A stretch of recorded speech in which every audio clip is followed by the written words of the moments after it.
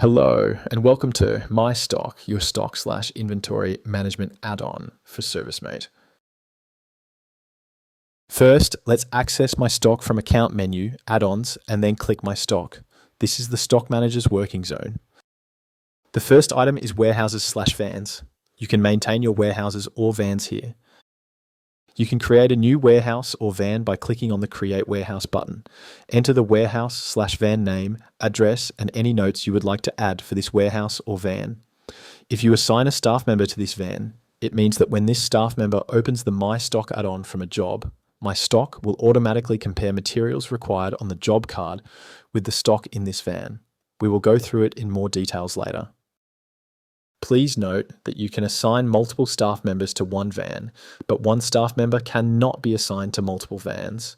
Usually, you don't assign a staff member to a warehouse as they cannot carry the warehouse with them. The second item is stock management. You can maintain your stock here. First, please click on Sync Material button to synchronize all materials you created in ServiceM8 to My Stock add-on. Please note, only the materials with Yes in Item is Inventoried field will be synchronized. Once materials are synchronized, you can manually create or edit stock. To add a new stock entry, click Add Stock.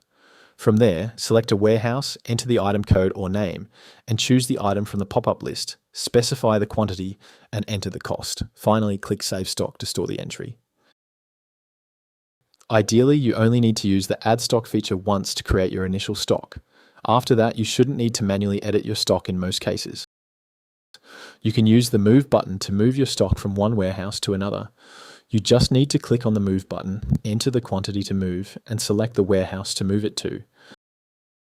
Now, you can see that the stock has been moved from the main warehouse to Van 03.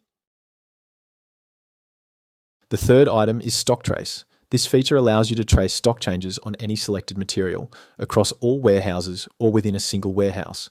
Simply enter the material code or name, select the warehouse, and click on the Search button. For example, you can see that 30 of this item was initially loaded in the main warehouse, 3 of them were moved to Van 01 twice, and then 5 of them were moved to Van 03. So after all these movements, main warehouses has got 19 left, Van 01 got 6, and Van 03 got 5. Another example, you can see that 5 of this item was initially loaded in Van 1, used 2 on a job, and then used 2 on a job again. So there is only 1 of this item left on Van 01. Now, let's move on to the job section. Let's open a job card. As you can see, many items are listed here, but apparently only some of them are inventoried.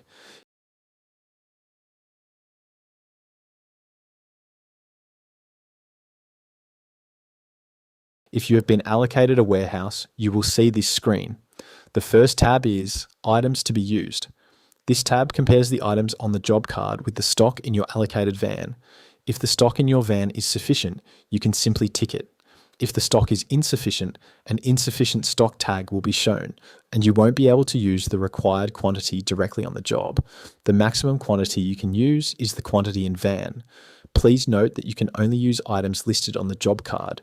You cannot use an item in your van before adding it to the job card. This is to avoid the situation that you use some item in your van, but forget to charge the customer. You can update the job card to make their prices 0 if you really don't want to charge the customer.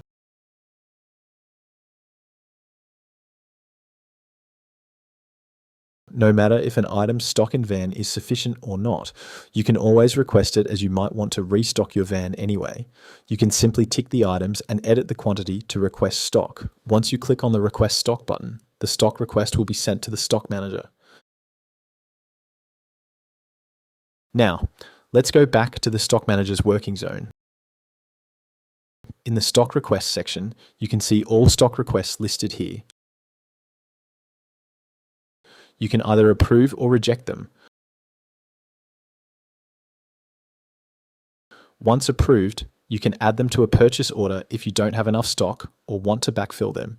You can simply tick the items to order and click on the Add to PO button.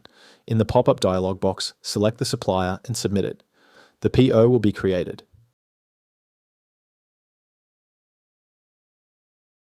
if you have enough stock for a requested item, you can click Transfer button to move the required item from a warehouse to the van. In this pop-up dialog, you only need to select the warehouse from. Please make sure that relevant item has really been moved to the van before you click this button. Once all requested stock has been transferred to the van, the Transfer button will disappear. Now, you can maintain your suppliers in the Suppliers section. You can create a supplier, edit an existing supplier, or delete a supplier. Now, in the Purchase Orders section, you can see all purchase orders created. Please note that if you are using MyPO add-on as well, all POs created in MyPO will be also shown here. You can create, modify, delete, download, or email your purchase orders from here. As all purchase order related features, including access control and settings, are already covered in the demo video for MyPO, I won't repeat them here.